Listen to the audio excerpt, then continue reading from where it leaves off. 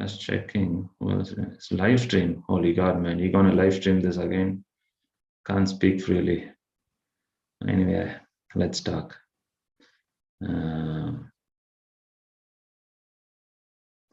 So I have made you co-host, Prabhu, so you can, if you want to share something. Confidential.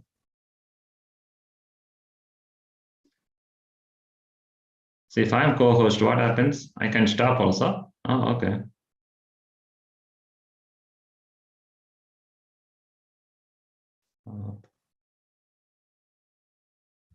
Do you see the sharing option, Prabhu? Saving? Sharing option, if you want to share some screen. Okay. Oh, share screen. Okay. Yeah, I don't share screens, man. Enough of live action. So, I just thought, we'll read one verse of Bhagavatam, right? Just to keep it spiritual. Then when I open my mouth, everything goes material. At least let me little bit spiritualize my head. So,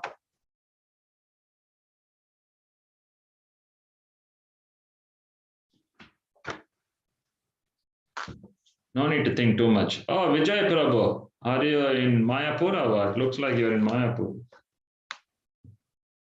Sure. Oh, Prabhu, I am in home. Oh, Vivek, sorry. Vijay Prabhu. Did I say who else is there, man? I keep calling you Vivek, everyone. No? Everything looks vehicle. Hare Krishna, man. Okay, good stuff. I am gonna read one verse just so. Oh my God. Why are you showing inauspicious peoples in the for Zoom, man? I just want to keep it. I'm trying to become spiritual. You're just making it difficult for me. So, okay. Let's flip around the book. Okay. Opening one. Okay, this is too complicated verse. Something which I can understand. Om Namo Bhagavate Vasudevaya. Om Namo Bhagavate Vasudevaya. Om Namo Bhagavate Vasudevaya. Srimad Bhagavatam ki jai. Srimad Bhagavatam. Canto 4, chapter 25. Characteristics of King Puranjana. Text 32. Narada Yuvacha Ittam Puranjanam Nari Yachamanam Adiravat Adyanandata Tam Veeram Asanti Veera Mohita. Translation for Parama's Divine Grace is Translation. Narada continued, my dear king, when Puranjana became so attracted and impatient to touch the girl and enjoy her, the girl also became attracted by his words and accepted his request by smiling. By this time, she was certainly attracted by the king.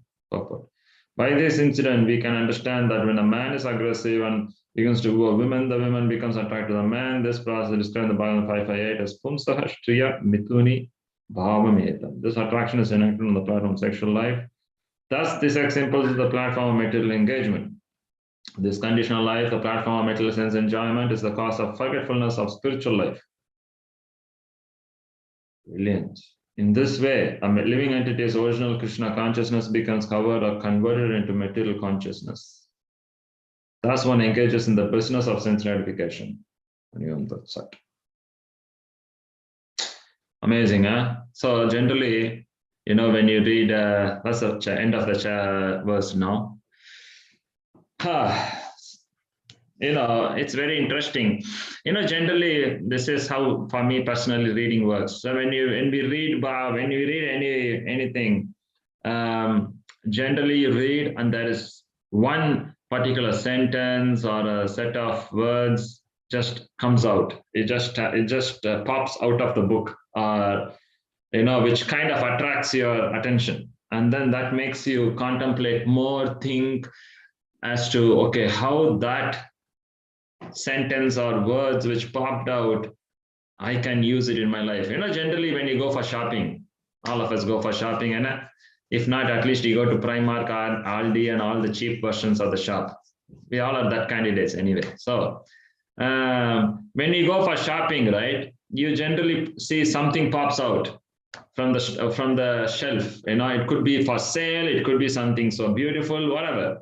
But once you see something pop out, we will be thinking like, okay, can I buy this? Can I take this home? How can I enjoy it? How can I use it? How can I maybe offer it to Krishna? Whatever.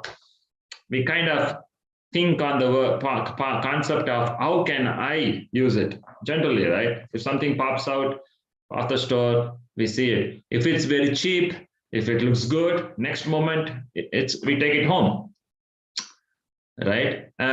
So similarly, it's like that. When you read, there are certain things that just literally pops out. Then naturally you think like, wow, how can I use this? How can I take it to my life? So like that, because you read Prabhupada's books and purport, there are so many things you can learn. I mean, like one purport is for so much. Prabhupada literally encapsulates the the goal of life in each purport. But it's all it's so difficult to grab everything. But there are only certain things which each one of us are conditioned, various degrees. So there'll be any particular verse or particular sentence or word which connects to us, and that particular sentence should really be kind of a message for the day for yourself personally, which you can take and see how you can use it. It's not just like, it sounds so good, I'm going to use it for preaching to someone else, or maybe this or that. It's more of for me. It's me, and it's for me. How can I use it? Just like you buy something from a store, not for someone else. You think like how I can use it, my son can use it, daughter or whoever, right? It's more of me and my family. So in this paragraph, when I read, one thing just literally popped out, and that was this conditional life, right? The platform of material sense enjoyment is the cause of forgetfulness of spiritual life. Boom, it's like, oh, wow. I mean, like I've heard this 100 million, maybe 1,000 times, maybe in the last 20 years of my practice. But as we all know, this subject matter of Bhagavatam, Krishna consciousness, Bhagavad Gita is so enlivening. It's so real. It's that every single time you read, it kind of, it's as if you feel like you're reading it first time. No wonder Prabhupada used to say, this books, every time he reads, he hears it as if for the first time. If pure devotee things gets that feeling, what to speak of, even we feel this, what to speak of pure devotee, right? So it's very interesting, you see. I know we read so many things, all the other above and below also is true, whatever we read in the purport. For me personally, this conditional life, the platform of material sense enjoyment, is the cause of forgetfulness of spiritual life. And in this way, the next sentence kind of connects to this one. In this way, a living entity's original Krishna consciousness becomes covered or converted into material consciousness. And final sentence, thus one engages in the business of sense gratification. This 3 sentence, sum and substance of why we are here. And forget about why I'm here. I'm not making it philosophical. This is the sum and substance of 3 sentence. This 3 sentence sum and substance is the core reason why we all go through a lot of sufferings every single day. Could be us going to job and we get hurt by this person, that person, get stressed out because of this work, that work, or get like really annoyed because of someone told this thing or that thing in the meeting or the colleagues. Okay, and then you come home and again there is always a push and pull of emotions and anger and whatever, because maybe my partner didn't do what I like, maybe my children didn't behave the way I liked, or maybe they didn't. Maybe the first day back to school, I don't know, you're so stressed, you got stressed out because the school told something. Or maybe you got so conditioned last 3 months living the way you live, and all of a sudden there is a change of life today after 3 months. Again, that's a stressful experience. Boil it down, everything, it comes down to this 3 sentences, This conditional life, whatever you are conditioned to, whatever I am conditioned to, is basically purely the platform of material consciousness. What is that? Which is sense gratification. Okay. which is what is sense gratification? Sense gratification is anything I want to do purely centered around me, my children, my wife. And again, let's put a clause and condition here. I am worried about my children and my wife. Why? As if I really bother about them, which is true, could be. Maybe we all are bothered about them. I'm not saying we are not, but let's put a percentage. Maybe if you put a percentage in, at least let's talk about me. I don't know about you guys, right? If I put the percentage, okay, majority of the percentage is I am worried about my children and my parents or my wife because they are dependent on me. Since I am the responsible candidate. So what happens if they suffer? Guess what? Who's going to get the boomerang effect? It's me. In other words, I am the responsible person, which means if they go through problem, it's me who's going to pay the bill or go through stress, strain, and everything. So it's going to be indirectly impacting me. So hence I'm worried about them. The more you are happy, the more I'm going to be peaceful. Okay. So if I put a percentage, this is me. Okay. If I put a percentage, that goes 70% easily. 70% easily. I am worried because you're going to be bothering me, man, at the end of the day. The remaining 30% is, yeah, okay, at the end of the day, I love you, or maybe you are my family. At the end of the day, there is a blood relation there. So there is a bit of strain and feeling of anxiety because of, and I really love you, at the end of the day, what can I say? We both are blood relation. But 70%, you're going to impact me directly. I don't care about you, but you're bothering me. So it's going to be a kind of a difficulty one goes through. So again, it's all sense gratification in a very varied sense. Okay. But it is sense enjoyment at the end of the day. You're going to bother my sense enjoyment life, which is like could be emotionally, you'll be bothering me, maybe materially, physically, you'll be bothering me because I need to get up, go do something, man. I'm gonna put a lot of pressure and stress to my body, and that's gonna strain me, and it's gonna make me so difficult. And why do I need to go through all this difficult? What is in it for me? Like, what do I get out of going through this? Is there anything for me? I will do it, man. If not, what's the use? Right? If it's purely for you, it needs to be very difficult to convince me, so it's going to be a lot of sacrifice if I want to do purely for you. So the element of sense enjoyment is at the core of what I want to do. Okay. If I'm going to get something out of it, I will go for it. Okay. Now that is not just material, even spiritually, that's the game, right? Krishna bribes us, all the devotees bribes us. Prabhu, you do this, Krishna will bless you. You get this mercy, you get this, you get that. It's all business only, even spiritually speaking. Now, it's not wrong, okay? Now, things which I am quoting, especially when it comes to a spiritual level, it's good. It's not a problem. But obviously, we all know that's not pure devotional service. And obviously, we all know Radhashtami just finished yesterday.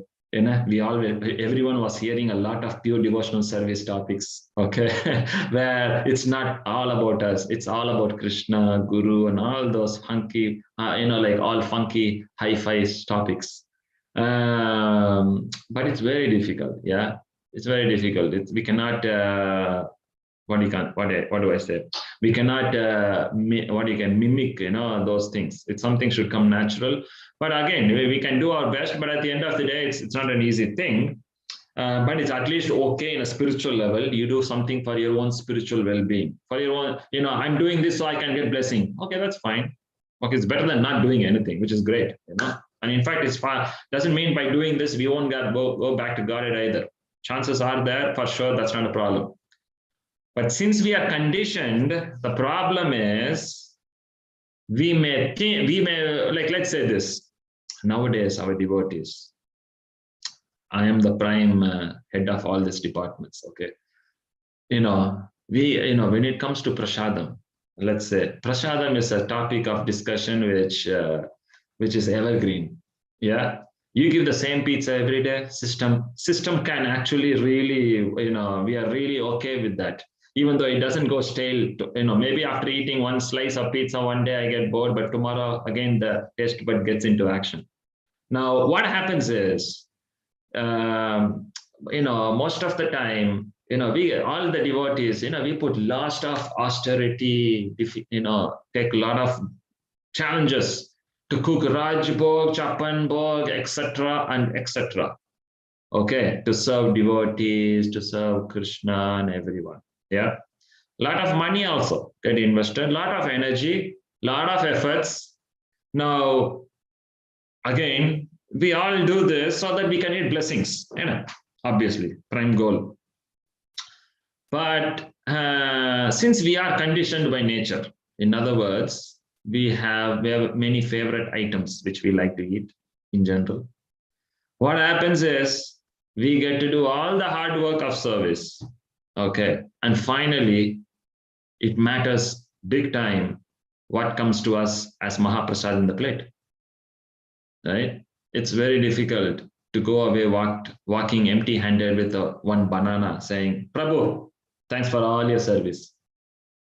Take some Mahaprasad. Here, give a banana. Hare Krishna, Hare Krishna.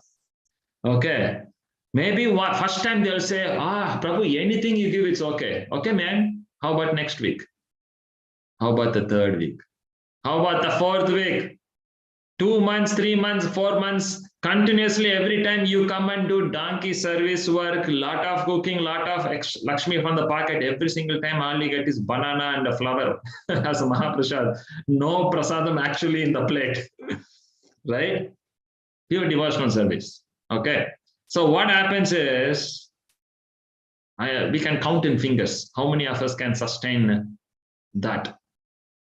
One thing or another, it will start kicking up in the brain, in the mind, like, why am I not getting prasadam, right?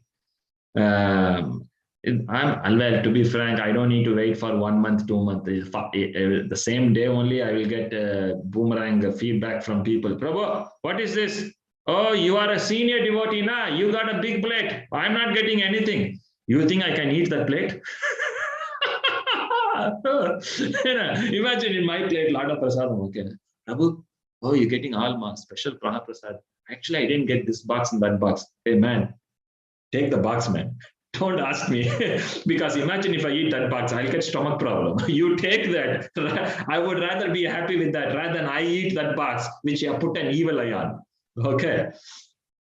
So devotees are so conscious. Okay, what goes in the plate? I'm not seeing many people, being, tolerant for even one program where they get only banana and walk out after 8 hours of hard work of service. Once I I kind of, did that experiment with one devotee. I gave one set of devotee some sweet, another set of devotee, I gave some flower. I said, here, you want Mahaprasad, take flower. Okay. That's all, man. That devotee, like, what is this? That's Mahaprasad. You asked for Mahaprasad, right? You didn't say what you want. If you said you want gulab jamun, I would have given that. But you said Mahaprasad. I had in one hand, I had Mahaprasad sweet. In another hand, it was Mahaprasad flower. Both are Mahaprasad. Okay. One got the sweet, you got the flower. What's the problem? Walk out. You want Mahaprasad? Take it and go. Saying, no, man, can't handle it. Right? So the definition of Mahaprasad changes then. Just tell you want gulab jamun. Why are you calling under the name of Mahaprasad? The flower garland looks very stale, but gulab jamun looks nice. So the concept of, this concept of doing service for blessings, even that is contaminated. That's my point. Okay, we do. That's why I'm saying doing service for blessings is no problem. But since we are conditioned, we are so conditioned by nature, doing service for blessings is also further contaminated because I don't want the flower blessing, give me the gulab jamun blessing, right? So we are conditioned generally by nature that element of blessing also needs to be in the format which gratifies my senses, not in the format which Krishna wants to give me. Yeah. I'm getting blessings anyway, which is I'm giving something, I'm getting something.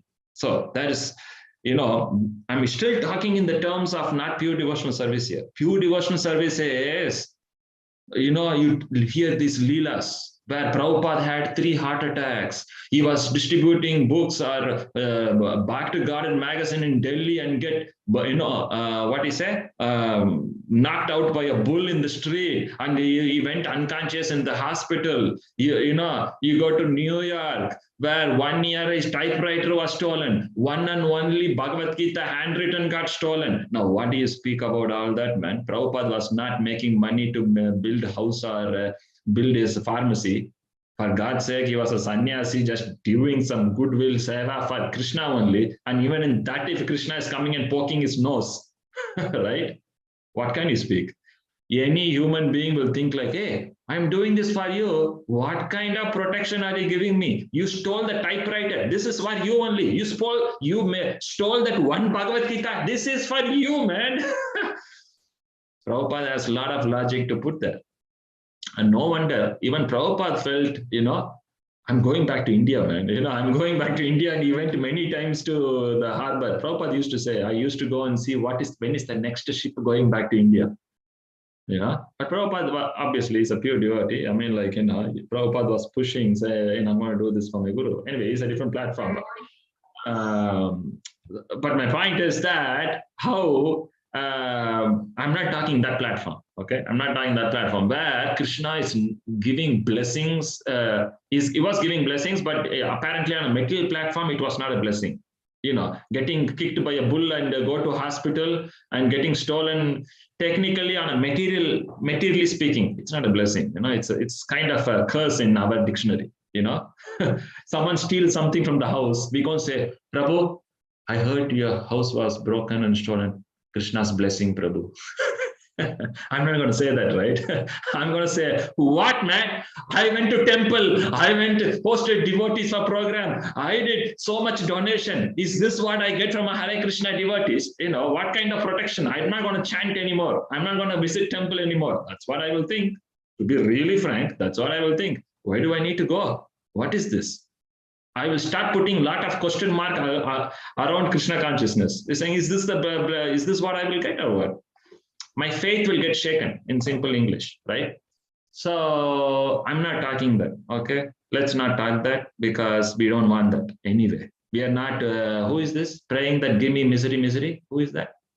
Krishna was leaving the Mahabharata at the end. I forgot her name. Kunti Devi. Teachings of Queen Kunti. Super famous prayers. When Krishna was leaving the dynasty, the kingdom, she was saying, oh, where are you going? I'm saying, that's it, man. My job is finished. You won the battle. You got all the kingdom back. You are rich. You're famous. Why do you need me? I need to go. I have my next business. Kunti said, hey, hold on, man. Hold on. The concept of all this is not to get opulence. The concept of all this so we can have you. At the end of the day, you being with us is the real fun. I don't want this palace. I don't want this babies and children. I don't want this big dynasty following. What is this all about? I'm not doing all this for that. I'm doing this for you, Krishna. If you walk out, what is this all about? So she said, you know what? Take all this. You stay here. Okay. You know what? In fact, let's put it even worse. She said, you know what? You stayed because few months ago or years ago, you stayed with us. Why? Because we were in misery and you want to save us and you stayed with us now. Okay, you know what? Let's go back to the same place. Give me misery, so you will prefer staying with me. You know what? Because that's what you want to do, right? You want to stay with us because if I have misery, so, give me that, so you stay with me. So, what can I say, man? That was who? Kunti Devi's prayer. Don't worry. None of us don't want to experiment that. Okay? In fact, there are some devotees, okay, who were experimenting that. And really, they went into misery. I know those people. Some of them, they were learning this from some, obviously, this is where you should not be do a copycat business. You need to be very careful. Sometimes, when you end up, you'll see some senior devotees or some very serious devotees. They may not even be serious, okay? But they do certain things which is maybe good for their bhakti, okay? And I've seen some devotees, they kind of started following certain things. They used to basically pray teachings of Queen Kunti's prayers, who some bunch of devotees were like really serious and consciously very advanced. And what happened? Some of our other devotees thinking, oh, this is what pleases Krishna. And this, and I don't know what else they were thinking. They should be really crazy to think that if I pray this, I'll get blessings. They ended up praying like that. And guess what happened? After a few months or years, I don't know, they started getting so many difficulties and this and that. And we were just talking, and I was asking, so what else, man? And they were saying, oh, I do this Queen Kunti prayer. I said, what is this? Because I've not heard in my life before what is Queen Kunti prayer. I said, okay, tell me what it is. And then they were saying, you know what, this sloka, that sloka translation, you must be mad to pray this.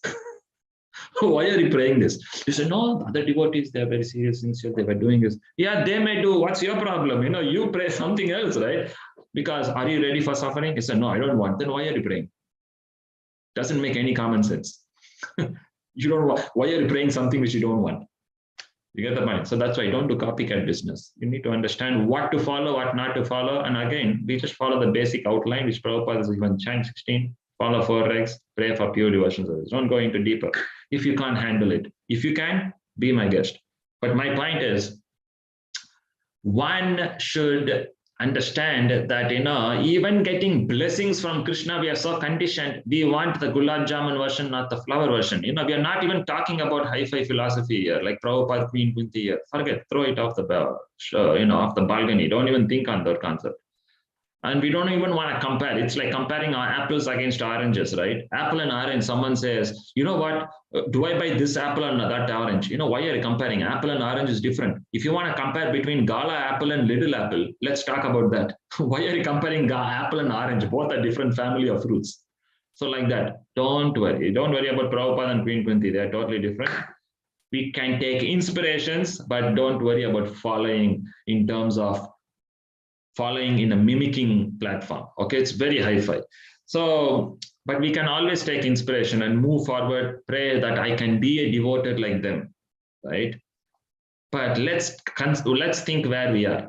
We are at the stage where Mahaprasada flower is not as interesting in comparison to gulab jamun. It's a very interesting topic, because most of us fall in that category. Now, it is purely in the, a bhakti platform where I do something, you give me something which I like, favorable.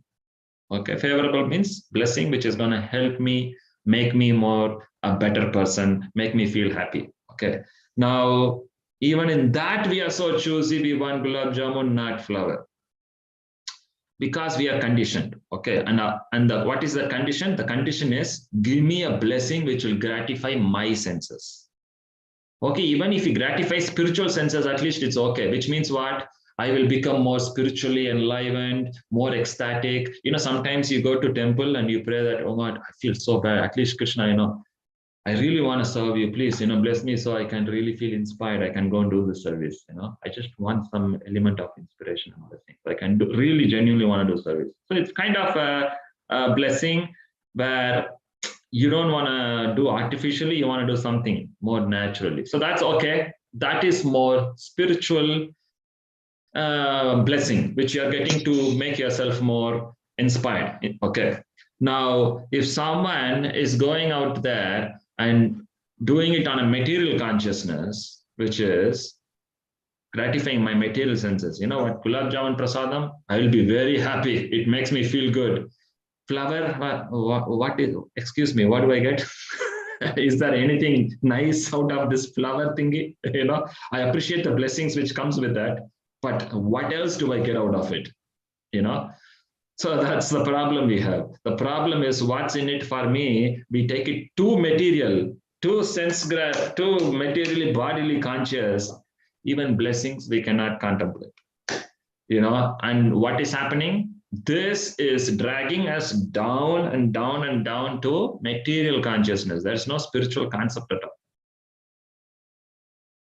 These blessings and, that's why this Rajbhog thing and all, it became a bit mechanical for me nowadays. Many of us do Rajbhog, Chapanbhog, and most of us go to temple. Most of us do in the kitchen service, which is cleaning, washing, cutting. Now the concept is all boils down. We do all, okay, this is again, it is talking about me, okay.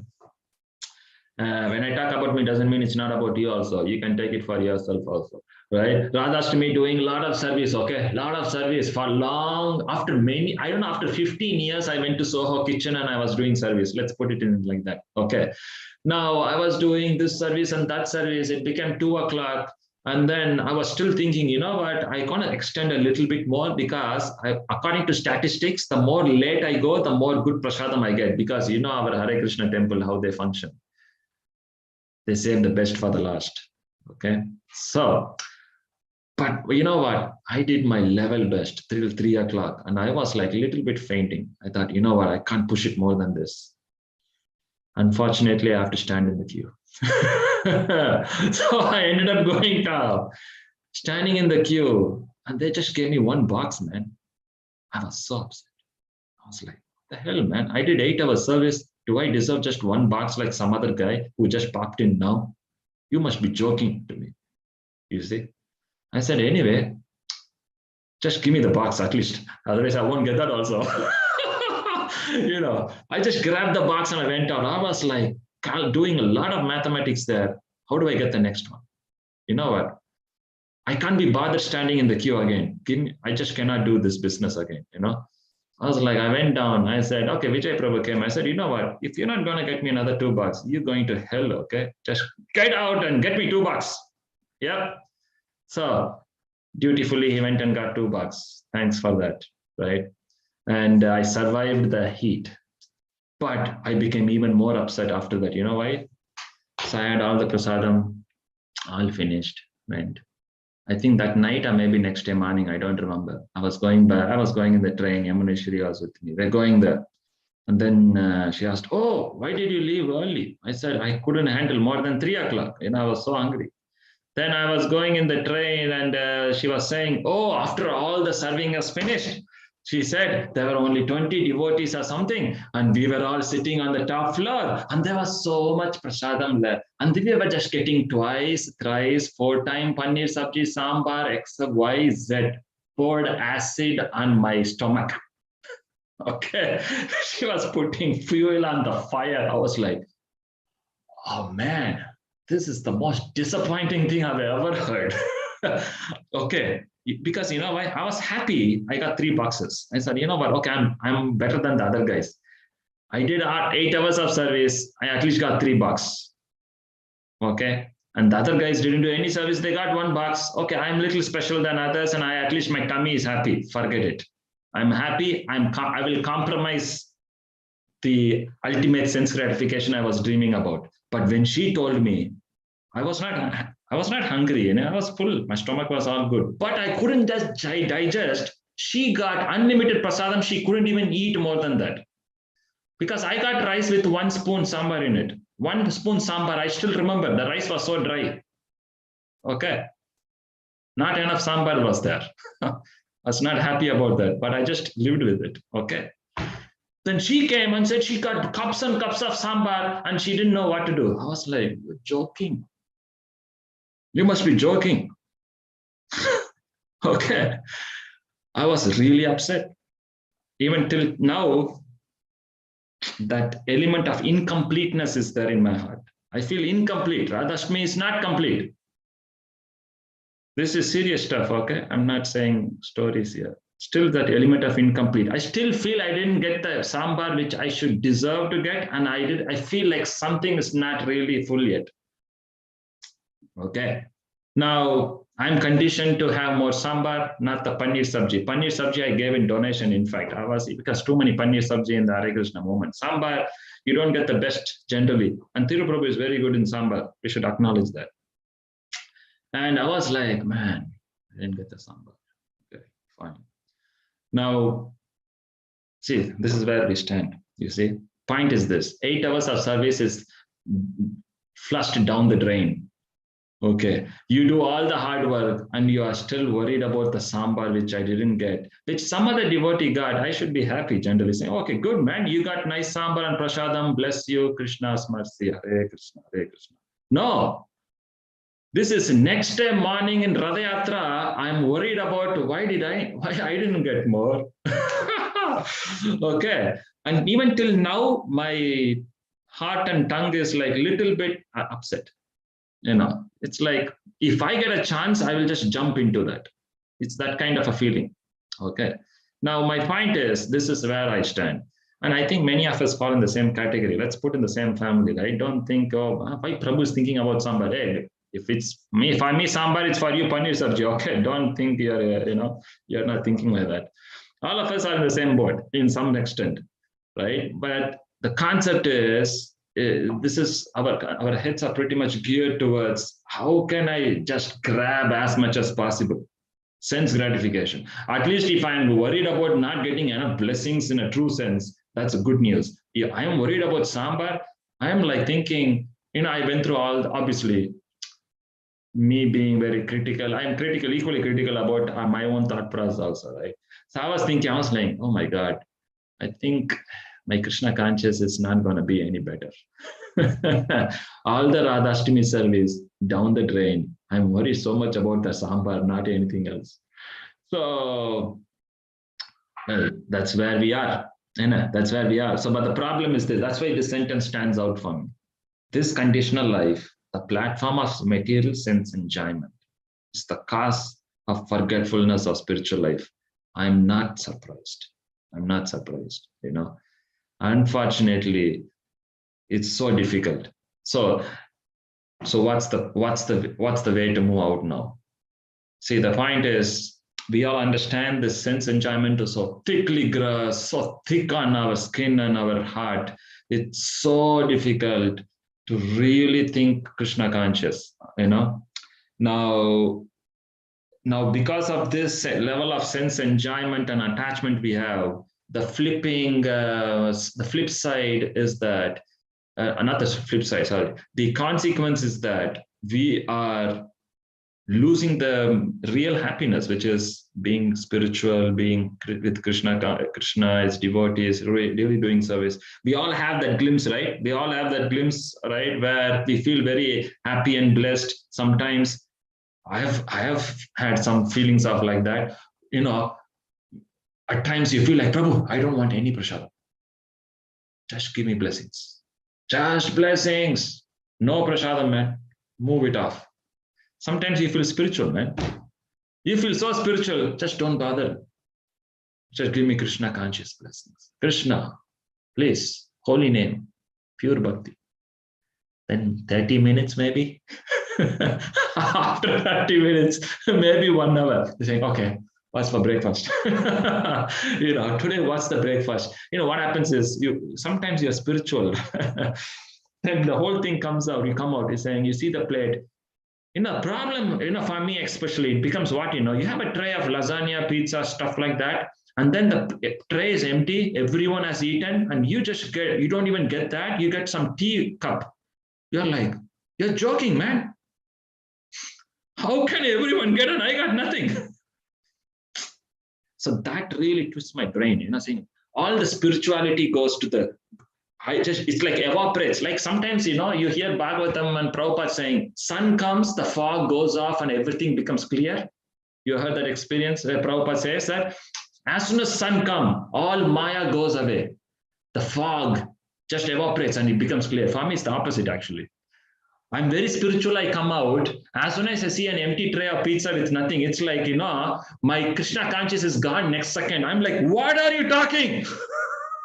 I have nothing other than a bunch of rice and dal and a cup of tea. Is that all you think?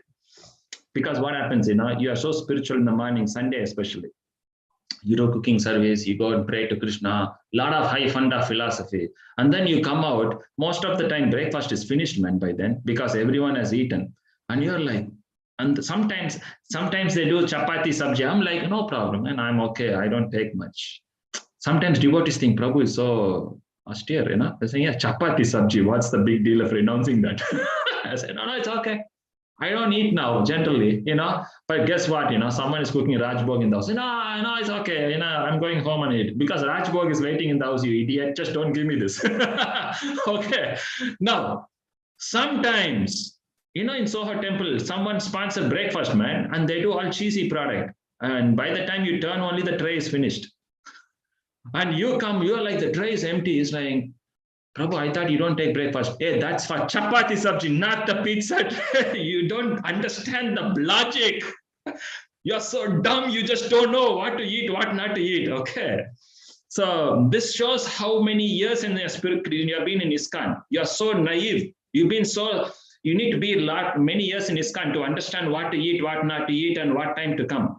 You just don't have a good experience. Okay. Now, this is the problem, you see.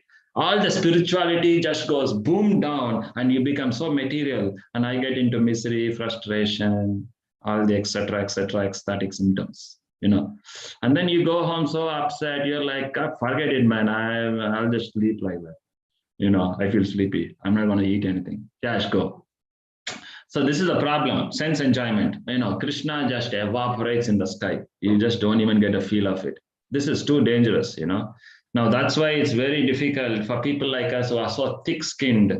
It's so difficult. It's so easy to forget Krishna. In other words, it's so difficult. It's almost impossible. Even if you think a little bit about Krishna, it takes a matter of minutes to forget that also. So it's so important. We all of us have some glimpse. I was saying that we have a glimpse of being spiritual. Now it's important how we can increase that window. Be more spiritual on a long period. So that's why this element of this particular sentence comes out. First of all, we need to understand the cause. The cause is our practice of Krishna consciousness is so sense enjoyment centric. We don't really get a lot of juice in our Krishna conscious practice. Could be japa, could be cooking, could be all types of service. That's why you get to see sometimes even during service devotees fight. Forget about devotees. I'm just including me. We all are in the same family anyway. We fight, because it's too much working on a mental platform, sense enjoyment platform, So you get either you get we are so gross, like I was saying, pizza is not there, you get angry. Some of us are so, it's more subtle enjoyment. You hurt my false ego, so I fight, So it's like more gross or more subtle. Okay, but same story only, doesn't make a difference. But the concept is the more spiritual we keep it, the more safer we are, That's why it's so important. We need to do our level best, because we need to understand our weakness and cause. And the reason I'm putting a lot of time in this topic is, in this point is, it's important you understand what's the disease. Okay, we all need to understand the disease. If I don't know what's the disease, no use of going to GP. Okay, you need to understand what's the disease, not go and sit there and say, guess what, doctor, I don't know what's happening. Can you treat me? It's like you're wasting my time. I have some patient who is literally dying there. You go and come back when you're ready. You better know what you're having. If you know what you're having, you can go and talk to the doctor in English in a sensible conversation. If not, you're like, I don't know what's happening. I just don't know. I feel a bit uneasy. You're saying, okay, take a paracetamol, get out. Job done. So it's like that, you turn in front of Krishna. Well, I don't know, just give me some blessings. That's okay. That's all I'm doing. Okay, there you go. Take it, move out. You don't get anything special. So it's very important we understand the cause of our disease, or let's say cause of our suffering, which is sense enjoyment, and sense enjoyment is a very broad term, like you are diseased. It's a broad term, but what's your disease? That you should know. Similarly, we all are suffering due to sense enjoyment. That's a broad term, man. You need to understand what's your disease. What's that sense enjoyment which clicks for you, which pulls you down to hell? Like for me, like I said, prasadam, don't play games with me, right? So it goes down for me. I get pulled down. That's just one of them, okay? That's not the only thing. I have many, just for information. This is just for one topic. But for each of us, it's very different. But you need to understand what's that thing which pulls us down.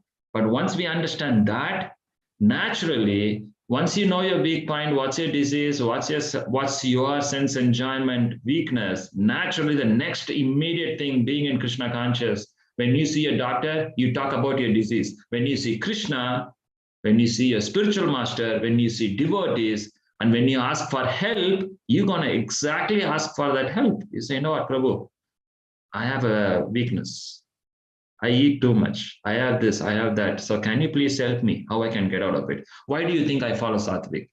many of us see Sattvic diet, I became thin and everything. Now I'm kind of getting famous for that. The reason being, I know my weakness. My weakness is my tongue. I eat a lot, and you know how I eat. Anyway, you all have seen me, and I know, and you all have seen me how big I was before too. But now you see, I'm voluntarily going. I'm pushing myself because Sattvic, one is good for health. I'm getting old, so obviously my body is paining in all directions.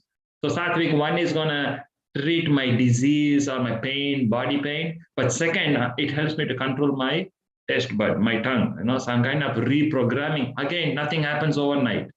Many of us think chant Hare Krishna, next day morning I'll have only khichdi over life. No. Yeah, could be if you chant like Prabhupada, pure holy name. Okay, so don't worry. It takes ages. You need to extraneously put your effort to control your tongue. Right? So we need to do those things. Again, we are not Babajis here where we go and sit and take only, okay, Prabhu, I'll take only khichdi. I'm saying, okay. Who said that? Okay. I know we get special blessings for khichdi. No, nothing like that. Yeah. Concept is you're not doing for blessings. You're trying to make sure you control your sense and jhana. Yeah. So that you can learn to honor prasadam. Okay. So each one of us are conditioned. I'm working on my conditioning. You need to do on yours. But you need to work physically to get yourself streamlined so that slowly down the line, I may be enjoying senses for 7 days. Now it's only 2 days a week, actually. 2 days a week, don't play games with me, right? That's it. But 5 days, I'm doing my best. I'm trying to keep things in control. So it's your thing. It's for each of you, it's different, okay? But it has to happen. Otherwise, when am I going to get out of this bodily consciousness, to be frank? When? It's not going to happen automatically. Please don't waste your time thinking like that. Okay, you chant Hare Krishna to get love for Krishna, right? That's one thing. But if you want to control your sense enjoyment, you need to also, in addition to chanting Hare Krishna, to do your effort. That's why there's a do's and don'ts in the Hare Krishna movement. Do's and don'ts are there, not only do's. Yeah. So the don'ts are, as you advance in spiritual life, you need to reduce your sense gratification. Extraneously, you need to put efforts for that. Okay, but again, don't imitate Babaji lifestyle. I'm just saying that you need to do the best to lead a life which is simple living, high thinking, that around that concept. But that can only happen if we put that extraneous effort, so the sense enjoyment factor comes down totally. When that happens naturally, our practice of spiritual life becomes more easier.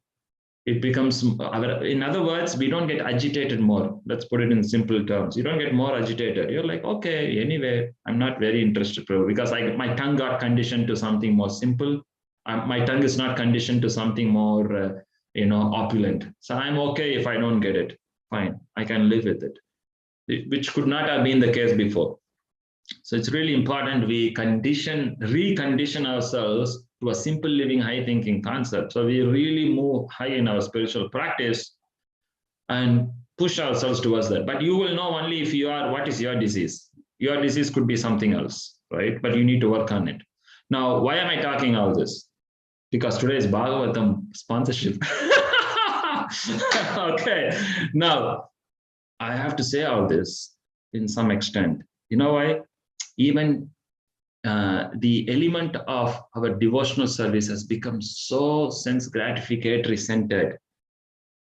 I see many of our devotees lately, okay, where there is a big gang of doing things and excitement in doing things when it comes to prasadam. Always. I've always seen. When it comes to Rajbhog, 50 people, 60, without asking. If you go to temple, prasadam cooking, 50, 60. Book distribution, sorry, no one is there. Preaching, sorry, no one is there. Cultivation, sorry, no one is there. And let's say if I want to take devotees for taking around, talk about Krishna, sorry, no one is there. That's what I see. And I see yesterday Radha same group of people, same gang, they are going around the circle. Same gang, walking and doing the same thing. Even though we have literally emphatically said, Radha Yatra is a time for bringing new people and be with them. Right? But I see the same gang doing the same thing, man. Carrying the same Mahaprasad, carrying the same Boga for offering. For God's sake, why are you doing the same thing again and again? Your goal is to get new people. Forget about new people. That's why I said, bring your own devotees, facilitate them, serve them. Now, that's what Prabhupada wants. That's what Krishna wants. Now, why do we take the same Bhoga? Why do we take the same Mahaprasad? Why do we go with the same devotees? Because of the underlying disease, the material sense enjoyment platform. Because this is what I like to do. You know what? Give me Mahaprasad Gulab Jamun, not the flower. We are in that category. One devotee said, give me Gulab Jamun, not flower, but I just gave a synopsis. Every of us have our sweet spot. I go to Radha, I will go with the same gang only all around for 3 hours. I will not go. I don't know. Prabhu, why can't you bring it? No, I bought them. I saw them there actually. I saw them there, somewhere there. I said, Hare Krishna, this is the chariot. Pull, go to the Trafalgar Square, stand in the queue. They give you prasadam, eat. And then I left. You don't need to do that, man. It's already in the flyer. You don't need to tell that sentence to them. Pull the chariot, go to Trafalgar, eat prasadam and go. That is already in the flyer. I don't want you to explain the flyer to them. I want you to be there with them. Take them, show them how to pull. Why do you pull? Explain that to them. Kirtan is going. What do you need to do during that? Sit, do that with them. Go to Prasadam, stand in the queue, talk to them about Krishna conscious, about themselves. Take them various tents. This is what I was talking about. I was not talking about, yeah, I saw them. I told them to pull the chariot, eat Prasadam and go. Job done. 30 minutes conversation, finished. My devotional service is finished for the day. Right? Now, I'm not saying that it's a wrong thing. All I'm saying is, this is all boiling down to the platform of I do service, which is on a material sense enjoyment platform, right? I'm just bringing out the disease here. See, I know my disease and I'm working on it. And I just gave you one example, which is my Radhashtami experience. Okay. Now, me having that issue, it's not the ideal thing, but I know what was my problem. I got agitated for a lot of sambar Yamuneshwari God. I didn't get it. Okay. Now, but I know why did I think so? Why did I kind of got a little agitated there? Then I need to work on it. So I know my disease and I need to work on it. Now, I just want every one of you have your own things. I just want to bring that to the point. When it comes to prasadam and service, being with the same gang of devotees, doing the same thing, it's all amazing. You all are master of that art, right? But when it comes to taking around new devotees, and taking around new devotees is one thing. And second is actually talking about Krishna conscious and inspiring them. When I say inspiring them, it is substantiates with the growth of their spiritual practice. Prabhupada always said this, I want my devotees to be so powerful. When a non-devotee meets you, when they walk out of your association, they should feel inspired to chant Hare Krishna, read my books. That is then a gross difference they need to literally see. So when you say, I have inspired someone, they should be doing something physically. Okay, are they increasing their rounds because of your association? Are they planning to read more because of your association? Are they planning to do Mangalarti, Gaurarti, or whatever it is because of your association? Are you making a difference? That's my point. When you give association, when you walk out of association, you should have made a difference in their life. You get the point? When you go to a business world, when you say you attend a workshop, when they finished a workshop and go, they have helped a guy to make a plan from a 5K per month plan to 10K per month plan. They walk out with a product. They don't feel like, I feel inspired. Okay, what are you going to do next? Well, I need to think. That means their investment is a failure. No, that's why I'm saying when it comes to association, this is what it should be. You guys, when you do or give association, for you, it's a gauging factor. You know what? I got this new devotee come to Radha Yatra. And he got so inspired.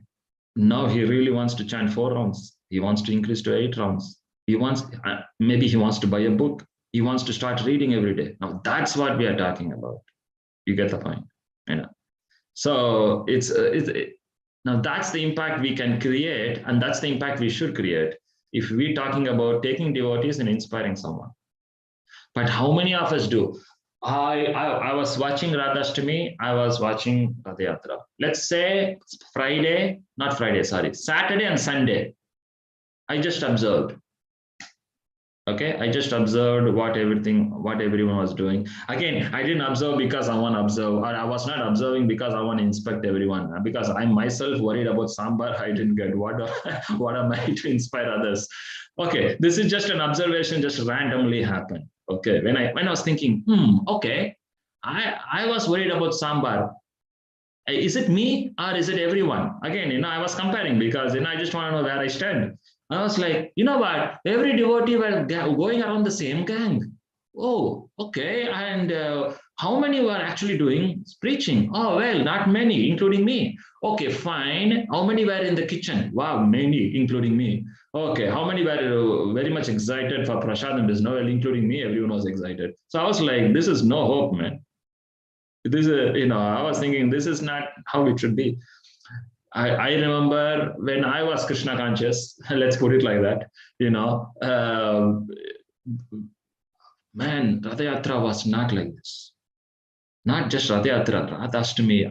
I cannot imagine, the excitement was so different because it was not around prasadam. Basically, it was never centered. Sorry, that's not the right term. Never, I wouldn't say. It was not exciting because of prasadam. It was very much preaching. And no wonder, like in East London, we have so many devotees going because that's how it was. It was so centric around preaching. It was more of that. And in fact, you all have been to picnics, right? Many of you have been picnics. Where it was more of you all, some of you, whoever has been to picnics those early years. The picnic was, again, it was fun, but there was a lot of preaching involved. We used to do Harinam, just randomly give books around. I still remember I used to throw books in the kitchen, in some of the train when we were going to some people who used to buy like that. It was so funny, we were just like doing crazy things like that.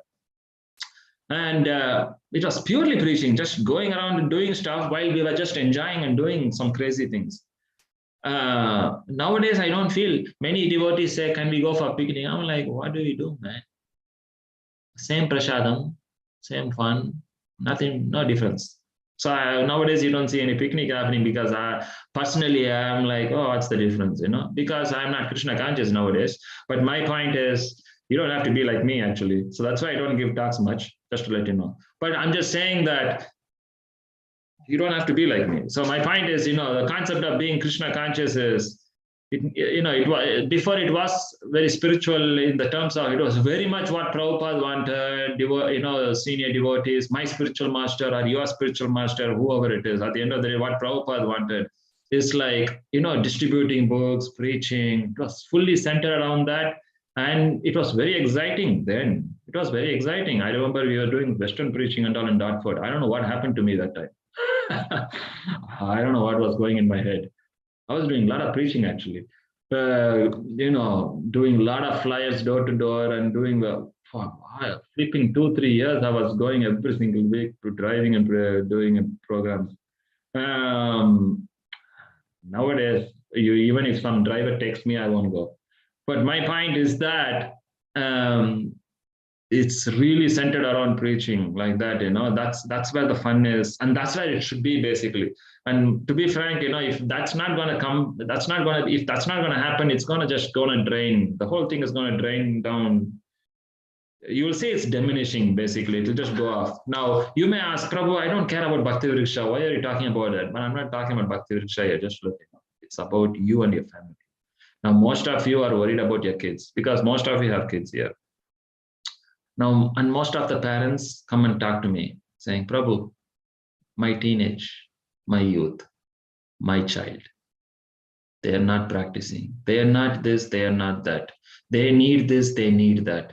Sounds all great, man. What are you? right? Now I am okay because it's me and Yamuneshwari, we chill and live life. Okay. Now you guys, you have children and you lot want to bring your children to next, you are Krishna conscious. Okay. In the sense like you are chanting 16, initiate, some are initiated, some want to be initiated, but you are in the line at least, right? Which is good news. But you want your children to go on the same line, but guess who, from whom they're going to get inspiration? Yeah, you may put in whatever the Hare Krishna groups you want, but they're going to live majority of the time with you, right? They see what you practice in your house when no one is watching you. Because when no one is watching you, or me, we are not generally Krishna conscious. We are chilling. We do stuff which we shouldn't be, or maybe which is not ideal, let's say. But the children as such sees that. In fact, that's what they love to see. Oh, my daddy and mommy is doing this. Why do I? Because I'm not saying this, okay? I went to one house visit some years ago.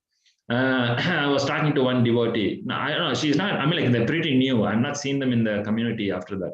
But maybe after the house visit, maybe, I don't know why. But anyway, went to their house. I saw this kid and mother, father talking and blah, blah, blah. And then the child comes, the mother comes, says, oh, Prabhu, please, this kid, she's always in the phone. Can you just tell her to really start being Krishna conscious? I was like, oh, how can I talk in 5 minutes and make her Krishna conscious? Then I said, okay. So I was just asking, so, what makes you so interested in the phone? Right? She said, Prabhu, do you know what my mother do? I don't know. She said, my mom, she is always on the phone, even while chanting Hare Krishna. I'm at least not chanting, I'm just seeing the phone. What's the problem? I was like, totally stunned there, and I got stumped there. Because I can't tell off the mom because she's pretty new lady. She just picked up the chanting. I was like, I didn't say anything. I was like, Mataji, and I mean, like, I think, let her do her thing. Just leave the subject here because it's getting too political here. But the point was conveyed. Basically, she just conveyed the point in one sentence and walked off. She just picked up what her mom says. And in fact, she found an excuse, basically. She said, go and fix yourself before you come and talk to me. Okay. This is where it stands. Many of our family, parents, we always want a shortcut of our practice even when no one is seeing us. When everyone is seeing us, we put dhoti kurta tilak and then we go out and do stuff, okay, which is fine. But when no one is seeing us, we don't really follow what needs to be followed. And that's what the children see. And that's what they love to pick up. If they're not picking up, they want to find excuse so they can go and do their fun bit. Yeah. Basically, we give room for our children to find excuse to go and do their fun bits. Yeah. Now, if that's what you want, I have no problem. Okay, it's your children, it's your life. But unfortunately, I guess many of you don't want that, because that's why when we get to talk, you just say, Prabhu, do we have anything for children? You get to ask me, right? Why? Because you are concerned. You want your child to go forward, do stuff. Now, it's not going to happen. It's not going to be so easy. It's not as simple as throw him in a class and he gets brainwashed. No, he comes home and he gets brainwashed by your way of life. That's the problem. He gets brainwashed there, Krishna conscious, and he comes home and sees opposite. And he's like, you know what, which one to choose? Guess what? I'm going to choose the easy way, which is to follow mommy, daddy. You see? So that's why it's so, Prabhupada nailed it to the core, and Bhagavatam said that you be a father, mother, king, guru, only if you can deliver your child. If not, don't be. Now, I'm not saying don't have a child. All I'm saying is have a child, brilliant, but upgrade your our practice level, which is to become serious in spiritual practice. Because we all want to have our children to be really growing up in a spiritual atmosphere. So that's why, whatever I'm saying now, like practicing Krishna conscious in a sense enjoyment platform is fine if you're all alone, okay, because it's just you. But if you have a child, you are impacting your whole ecosystem in which you're living, unknowingly, doesn't matter. It is having an impact. So it's so important for you personally, you need to step up. And you may think, that's why I was saying, like, yeah, man, you for Radhayatra, Radhashtami, you want your child to be a preacher? You want your child to follow the Prabhupada's movement in the forefront? then you do it. When you go for Radha Ashtami and Radha Yatra, you take a bunch of people, you go and just do the bits and bobs which you should be doing in the moment.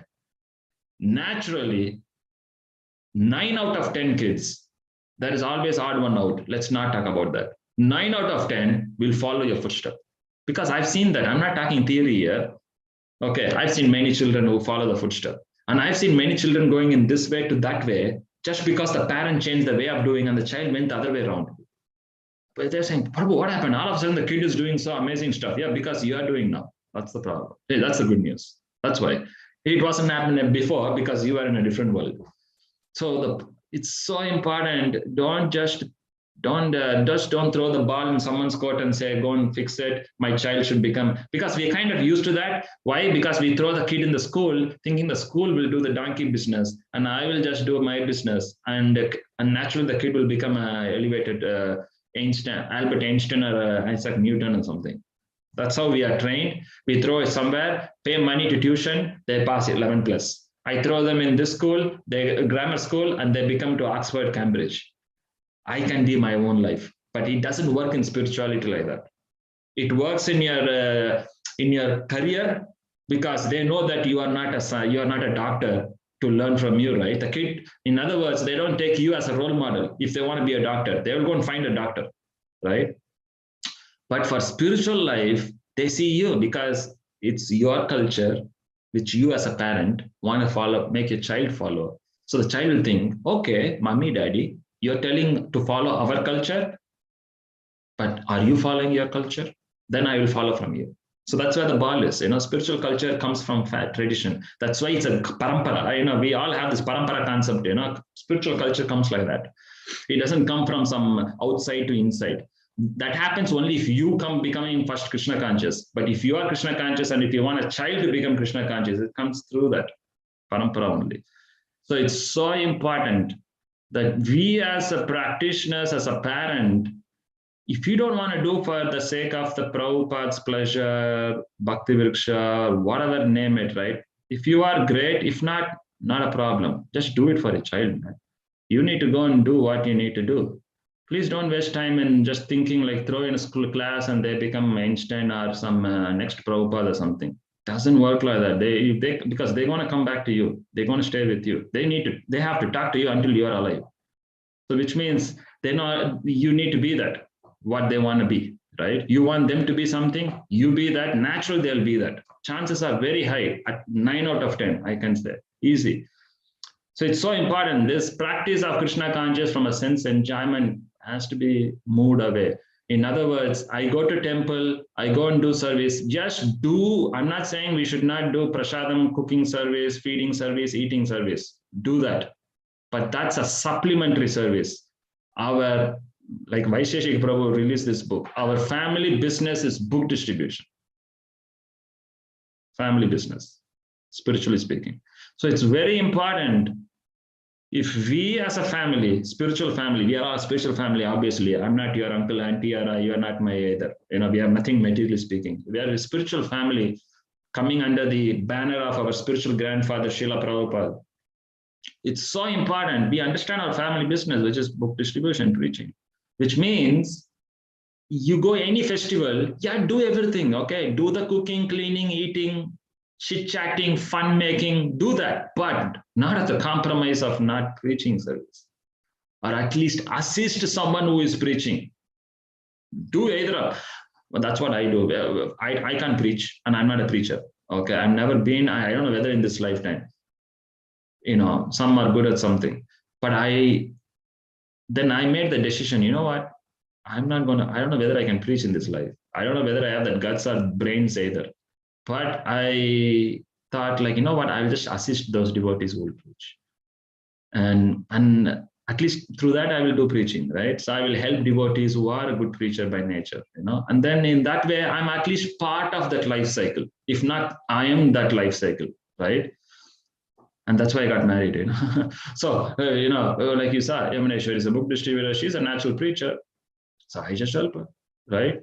And even our devotees, right? Like you have our like circle leader, like you see Yogeshwar Prabhu or Manohar Supriya Mata, all these guys, or whoever it is, right? You guys are preaching, you guys are standing on the forefront and preaching. Seriously, I can't do that. So I go and help those devotees. You know what? You need some support, tell me. I'll do that. All I can do is that, right? I can just help you guys, but I can't come and do it. But at least I am, because of my help, you are in some way doing the forefront service. At least do that, man, right? So it's so important. We need to do something. That's my point. Because I know my weakness, I know what's my conditioning. So naturally, but that doesn't mean I should not do preaching. But that's my point. See, hook or crook, book distribute, hook or crook, distribute a book. That's Prabhupada's philosophy. Now, I don't, personally, I don't care if I can walk or sleep, or whether I can preach or I cannot, I can talk on the stage or cannot talk on the stage. I don't care, man. I will help someone who's going to do that. I can't do it doesn't mean I cannot do it. I can't do it, fine, I will help someone who can do it. In that way, I am part of the team. It's important. We need to have that spirit. You don't need to, I don't have the skill set, it's fine. That's not end of life. Yeah, I'm not blessed with that. So what? Help someone who has the skill set, job done. End goal is do the job, which is to preach and serve Prabhupada, right? So that's why it's so important. Let's not get bogged down. Oh, Prabhu, I'm not a book distributor. Oh, Prabhu, I don't have money. Okay, fine, man. What's the big deal? You don't have money? Go and distribute. Okay, you can't distribute either. You don't have money? Okay, go and help someone who is doing that job. Be with them. You have body, you have strength, use that, right? You have contacts, use that. Okay, you are a distributor, no money, go and distribute. Okay, you can't distribute, you have money, give money. Do whatever you can, but the end result is very important. You need to be part of the preaching movement. If not, it's no use. I'm talking in a spiritual family concept here. We all are here for that. The other day we were coming from Radha Yatra, finished. Okay, I know I'm taking time. I got excited, but anyway, I'm just going to close it up almost.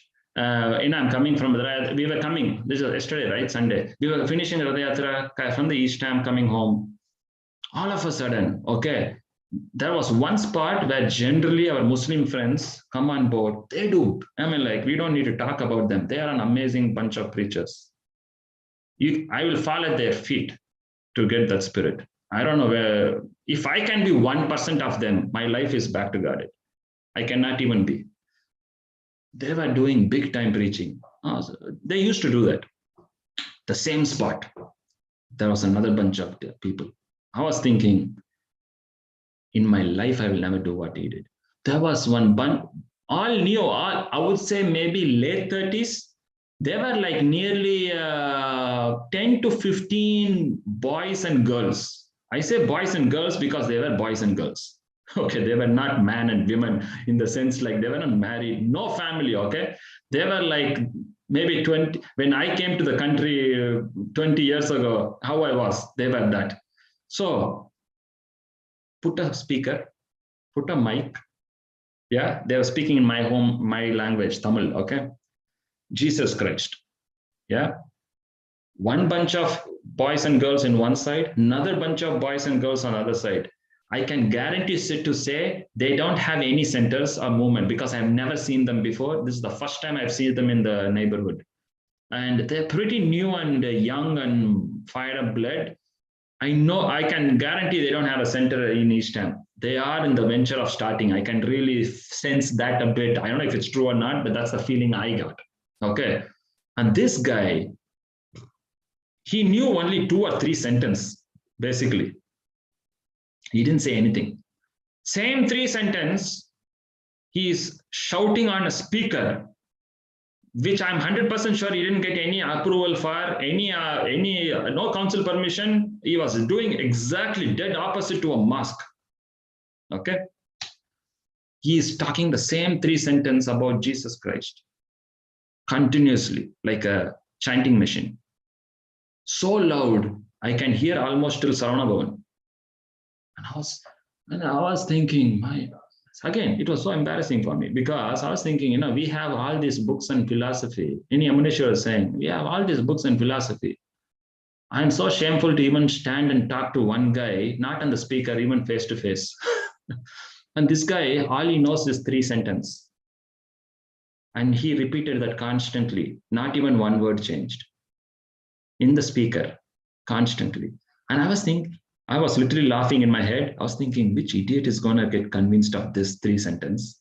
Which is because it was a joke. That sentence was a joke sentence, really. If I hear, I was literally thinking, one day a dumb idiot will get convinced to what he is saying. He was saying, Jesus, okay, I shouldn't say all this. Anyway, so he was like, he was talking some 3 things, which was not at all convincing. It was simple, but his enthusiasm and his determination. I was not convinced of his message. I was laughing at his message, in fact. But his determination and enthusiasm, I was won by that. I was like, this guy deserves the blessing of Jesus Christ. Forget deserve. Jesus Christ will be blessing him abundantly for 100%. Because he was making himself look like a joker in the street because I was laughing at him. Okay. But he was doing it with such a conviction. Nothing touched him. He was happy. And I was thinking, I know so much philosophy and I feel ashamed to even talk to one guy who's standing in front of me. I was thinking, what? So that made me think like, what am I practicing? Only Krishna knows. Serious question to ask. No hope. So it's so, how can I inspire anyone, right? So that's why my point is, forget it, man. I don't know whether in this life I can preach. So the natural enthusiasm is, what? I have to do something about it. I have to preach anyway. I can't waste my time to wait for the day where I can get enthusiastic to preach. I don't know whether that's going to happen, but at least let me help these devotees. Could be Soho devotees, could be preaching in manner. I don't know whoever donkey monkey it is. Let me just go help them. Now, you know what? I'm so stupid. I can't even go stand in the street and help these people either. You know why? Because I'm so ashamed. I'm so shy. I have so much false ego. I just can't be bothered. Seriously, can't be bothered. That's where I am. I can't be bothered. Now, the next step is, you see this Bhagavatam sponsorship where people say, you know what? Don't do anything. I will do all the donkey leg work. Just sponsor something, right? Just sponsor some Lakshmi. We will go and do the job for you. It's like, okay, I can do that at least because I'm working in IT, right? And I have money. I have money to pay my bills and I have some excess. Now, they're not asking me 1,000 pounds. They're not asking me 500 pounds. They're just asking 100 pounds. It's just like, seriously nothing, right? For my job.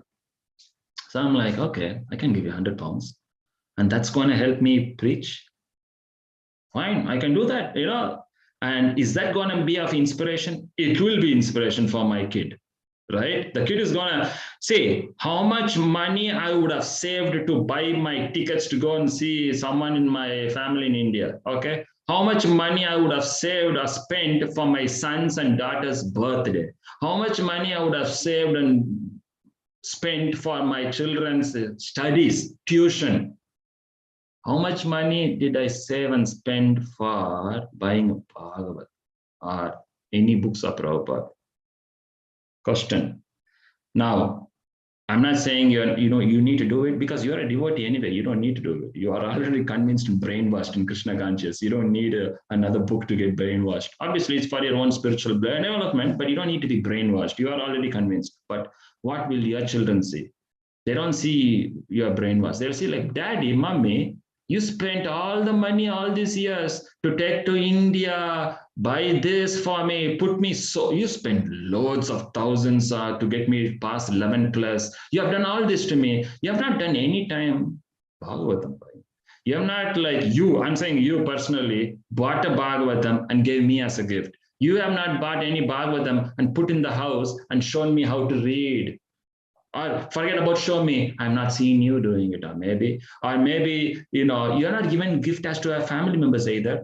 So what's going to happen is, and then all of a sudden one day you got self-realization. You come and get on your son's case or a daughter's case. Why are you not getting Bhagavatam? Why are you not reading this? Their brains will be, they're not rude, okay? Children are so, they're not rude to say it on your face because you didn't do it. No, they'll be like, they'll be thinking in their head at least like, I didn't see that happening in the family. Excuse me. Why do you want me to do now? Right? So it's really, I mean, like it's common sense, okay? I say this because this is the exact thing I do to my dad. Okay. My dad comes and says, you need to, you should not be talking like this. I'm thinking as if you spoke nice words when I was young.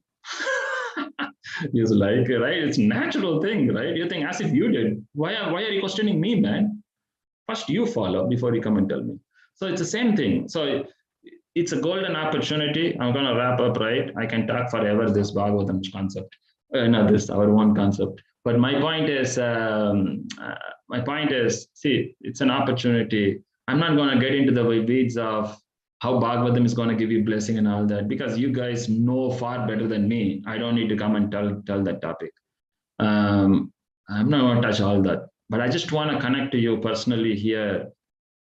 Really, I mean, like it's not about all the hi-fi stuff here. It's just you and your children and your family and you as a person. It's like, we are not preachers. Let's agree that. Or maybe you are a preacher. I will, perfect. No problem, right? If you can preach, you need to get many of your friends and your Bhakti Vriksha members to buy Bhagavatam, okay? If you're not a preacher, okay, and you are like me, bunch of joke, then you need to, I'm sure you'll be earning some Lakshmi. If you're not earning Lakshmi, don't worry, you can save. You know why? I heard this in Russia. These devotees, Russian devotees, how they used to buy books, apparently, I'm a bit surprised even till today how that's the truth. The book cost in Russia is so high. And Russian people who earn money, their salary is so low, they need to save money for months to buy one book, it seems. And you all know, Russia is always in the top 5 book distribution list in the Sankirtan, World Sankirtan newsletter. And I used to wonder how this works, Basically, people have to save money to buy books. And frankly, I have not personally saved money to buy books, even when I was unemployed. I worried about how to save money to pay my bills, forget about books. Now, all of us, Krishna's mercy, we are not in that platform. We have money, okay?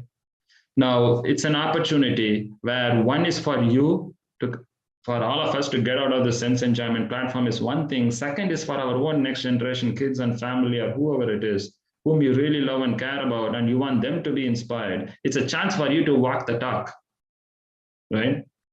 Is to sponsor a book or buy, but forget about sponsorship. You need to buy if you don't have one. I hope you have. If not, it's a shame. We need to buy and give it to your children, not in this concept of dump it, but rather you are having it to show it by example how we should have.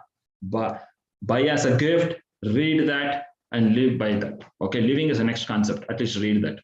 How many parents has given Bhagavatam as a gift to their children for their birthday?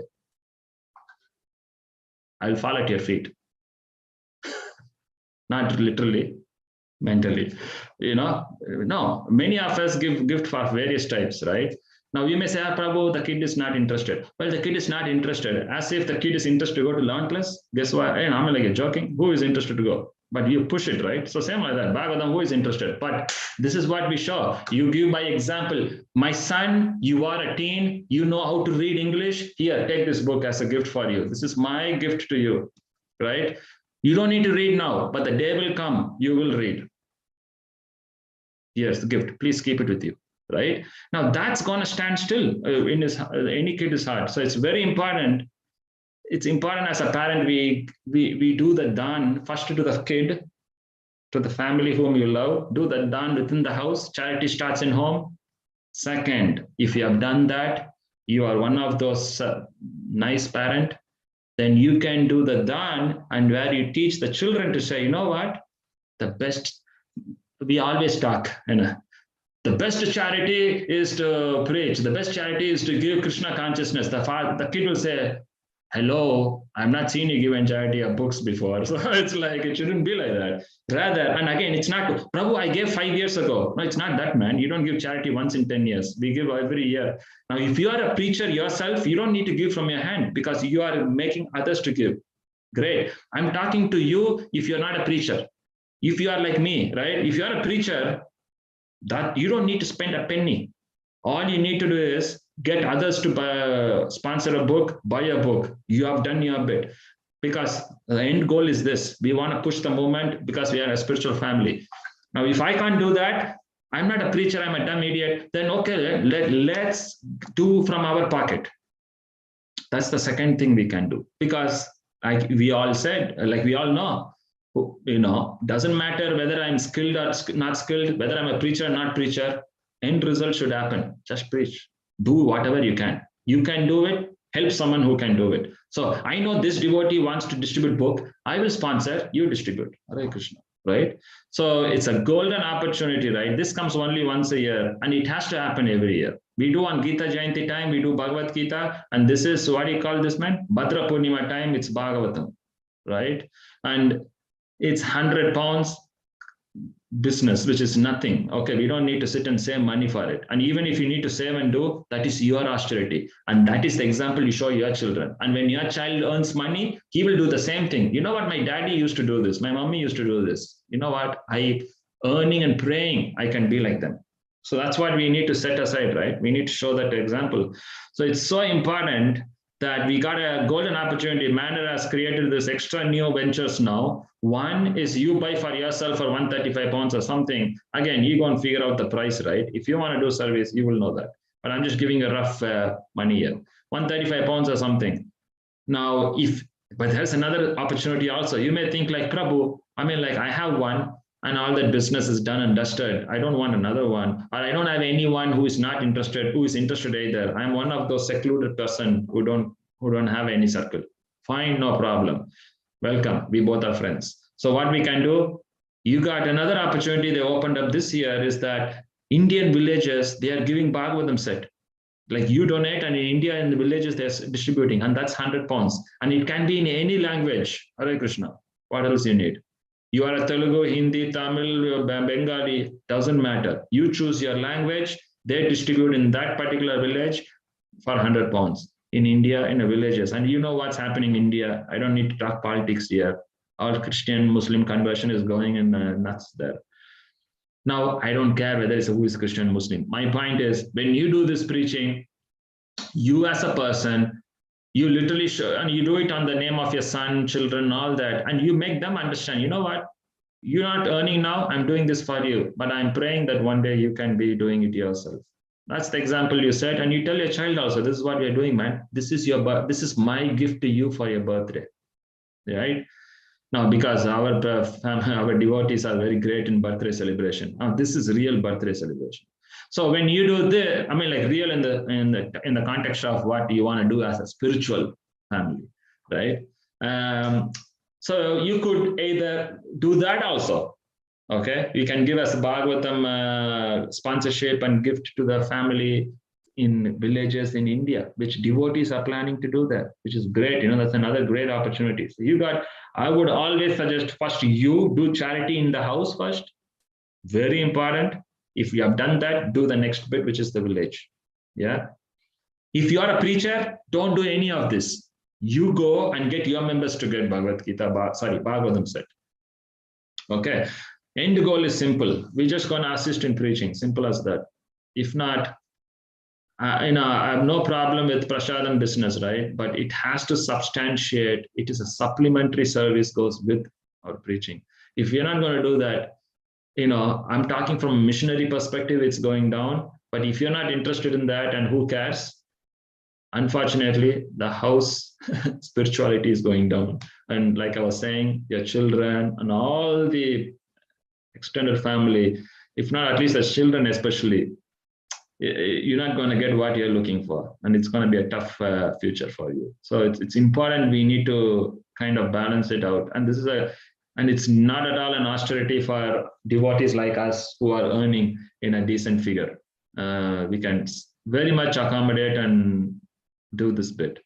So it's kind of it's a benefit for you. You get the blessing, and it's all win-win. The person who is receiving is getting a blessing also. But on a long run, keeping all this blessing concept away, it's. I'm just coming back to the final point of sense enjoyment here. It's all great. It's okay to start our spiritual life in that platform, but you all, from the name list I see here, if you are here till now, 44 people are there till 10 o'clock, you guys must be serious people, because some dropped. So you are still here. So which means you are a serious candidates. Now, it's important. It's important we understand what's our weakness, where we going, where we are kind of getting the weak spot, or let's say things which agitate us, the sense enjoyment. What's my disease? Find that. Do some homework on that and actually go against that.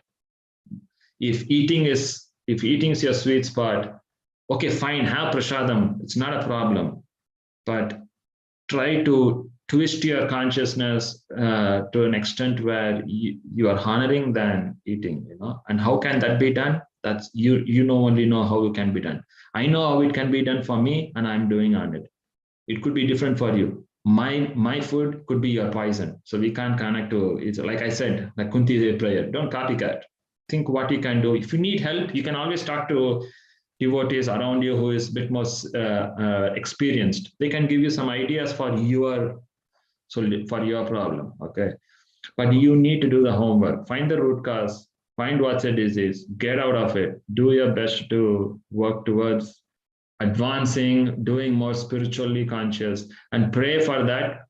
You're going to go forward, and naturally you're going to inspire your family, your children's, and naturally it's going to be an upward curve, not the other way around, not expecting magics. So Bhagavatam sponsorship and all that is an opportunity along those lines. So use it. I think that's that, man. So it's 10 o'clock. I've done enough of damage already. It's been a pretty damaging conversation already here, but I did my bit, and this is my contribution of small type. As I said, I'm not a preacher, but at least I will help those who want to preach. So so these devotees want to distribute books, but I'm just here to vouch to that and help in that way, in any way possible. Even if one person gets convinced and distribute a Bhagavatam from tonight's talk, I will consider I have done my bit of indirectly helping Srila Prabhupada and the preaching movement. So, but yeah, we have 4 circles. We need, as per manner, we kind of given offering of 75 Bhagavatams we want to distribute. I think as of now, 7, 8 or something, which is amazing figure. So we have another 70 Bhagavatams are believed to be done. What's his name? Ashish Prabhu is doing his bit of trying to grab people together and get a list together. So I would say, please work with your respective leaders and just let them know what you need to do. And leaders, for your information, just don't send a WhatsApp message and expect some magic coming to you. Like I said, when you want Mahaprasad plate, we just don't send a message and expect it come right. We do a little bit more hard work to make sure the Mahaprasadam plate comes to us. So same like that, you want people to sponsor Bhagavatam, so that really it makes a difference in their life, then just try to do something bit more than WhatsApp message. So that's all I can say, right? But it's for your child. It's for you to decide if you want to take it further and do the bit. But I would say easily each circle can do 20 Bhagavatam, which is not rocket science. It's not rocket science. It's because the amount of people you guys know, it's not rocket science. It's just a matter of no effort being put, other than the WhatsApp message, which is, that's also copycat. We copy one message, forward it the other way. We don't even type our own messages nowadays. So I think something bit more could add value, and I can only say, so it's your life, it's your spiritual practice. You just need to see how it works, and that's my bit, man. Hare Krishna and Srimad Bhagavatam ki jai, Bhadra Purnima ki jai. This Saturday is Bhadra Purnima. Bhakti Vinod Thakur's appearance day is this Thursday, I believe. Vamanadev Dwadasi is on Wednesday. Tomorrow is half day fasting for Vamanadev appearance day. When I say half day, tomorrow is Ekadasi, but you don't eat anything half day, and after that you take your Ekadasi prasadam or even whatever. And then on Vamana Dwadasi day, you just be normal, enjoy. And Thursday is Bhaktivinoda Thakur's appearance day, half day fasting. So I said this because, again, Bhaktivinoda Thakur is famous for congregation Namahatta preaching. We are all Namahatta employees, part of Namahatta. So you have lots of opportunities to grab special days to sponsor or actually go and distribute Bhagavatam. It could be you can do on Vamana Dwadasi, or you could do on Bhaktivinoda Thakur's appearance day, which is super duper auspicious. Or you got the Bhadra Purnima itself, which comes on Saturday. Can't get any better. And that's it, man. It's 10 past 10. Yeah, I've killed almost everyone. Ashish Prabhu, you do the final story, and we are done.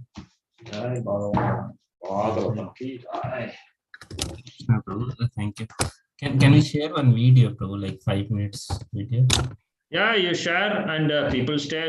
If not, they run away, either ways. But I think whoever wants to stay, or run away, we show the video, and then Bhajaganath Darshan, maybe Yamuneshwari, if he's still there, she shows. Because I'm upstairs, I'm not going down. So yeah, if Yamuneshwari, she will show the Darshan. But yeah, show the video, man. Yeah, Vivek Prabhu has the link. Vivek Prabhu, can you please share? Yeah, for 1 minute, sir.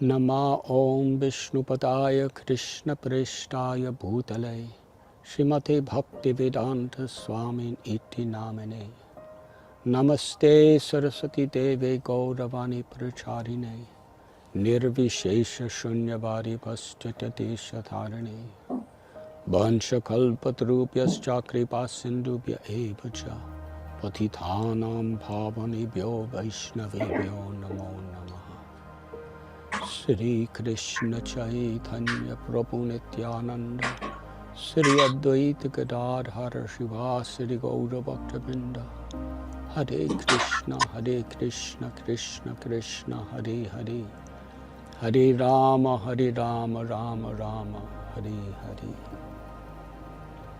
Ashish Prabhu, is audio video in sync? I am very grateful to all the assembled devotees today, especially to His Grace Vaisheshika Prabhu, who has so kindly included me in this Sangam. The Bhadra Purnima campaign for distributing sets of Srimad Bhagavatam is a most blessed opportunity for our communities to come together for a purpose that is so deeply pleasing to our Srila Prabhupada and Acharyas. It is an opportunity to each one of us on a personal level and as families to gain such blessings and make so much spiritual progress by performing the highest service. And it is a wonderful opportunity for the whole world. The material world is a place of suffering, and many of us are seeing this especially today. The setting of the Srimad Bhagavatam from the very beginning is Parikshit Maharaj, who was cursed to die in 7 days. He was the king, in fact, the emperor of the entire planet. He could have done anything and everything in those 7 days, but he chose to exclusively absorb his entire body, mind, words, and consciousness in hearing the Srimad Bhagavatam. Our beloved founder Acharya Srila Prabhupada, when he embarked upon the mission of his Guru Maharaj, Srila Bhakti Siddhanta Saraswati Thakur, to take the message of Lord Chaitanya all over the world, he prepared by writing translation and purports to the Srimad Bhagavatam. When the first canto was complete, that's when his journey of compassion began. Srila Prabhupada, in his introduction to Srimad Bhagavatam, he gives a life sketch of Sri Chaitanya Mahaprabhu. Why? Because Lord Chaitanya is the personification of the Srimad Bhagavatam. His life and teachings were a manifestation of the essence of Srimad Bhagavatam. Therefore, the Sankirtan movement is non-different than Srimad Bhagavatam. The crest jewel, the cream of all Vedic literatures. This is what Srila Prabhupada has given to us. This is what every one of our great acharyas in the Gaudiya Sampradaya has given to the world. All of the different sampradayas have given commentaries on Vedanta Sutra. But of the followers of Lord Chaitanya, knowing that Srimad Bhagavatam is Vyasadev's own commentary of his own work, the Brahma Sutra, they would write commentaries on Srimad Bhagavatam. We cannot calculate the blessing that we can give to the world and the blessings that we can receive ourselves through the distribution of Srimad Bhagavatam. And at this time of the year, the Bhadra Purnima book distribution campaign, we are being especially encouraged and empowered to bring entire sets of Srimad Bhagavatam to people's homes. And we have seen in ISKCON Silicon Valley, in London, throughout America, Australia, Africa, India, Russia, everywhere in the world, how eager people are to receive the Srimad Bhagavatam in entire sets.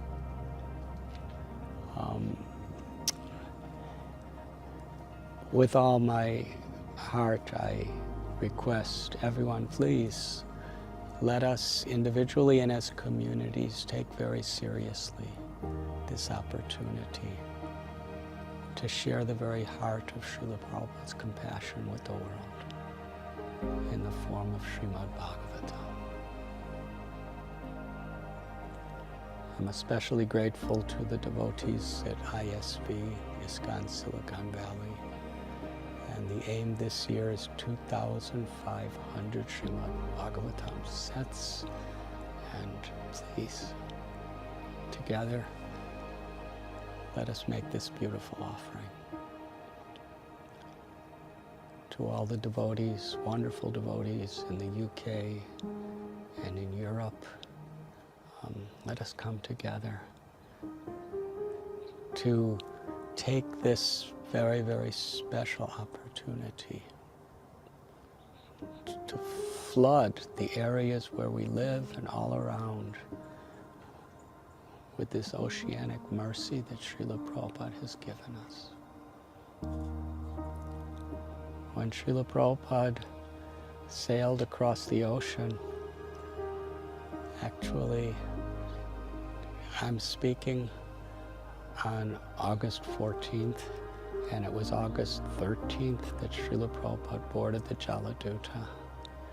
And it was just around this time in Cochin that the boxes of Srimad Bhagavatam boarded Jaladuta. Srila Prabhupada crossed over several oceans and continents, carrying with him an ocean infinitely greater than any of the oceans in this world, the Karuna Sindhu, the ocean of Krishna's mercy in the form of Srimad Bhagavatam. Thank you very much. All glories to Srila Prabhupada. Hare Krishna.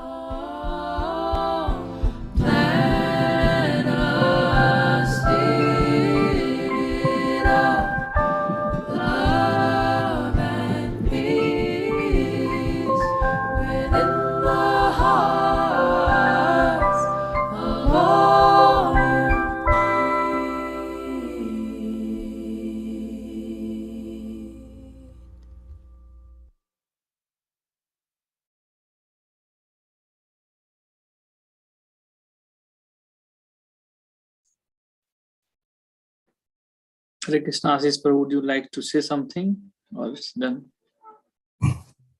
No, it's done. I think Prabhu has covered everything. So now we can see the Jagannath Darshan. So let me spotlight it.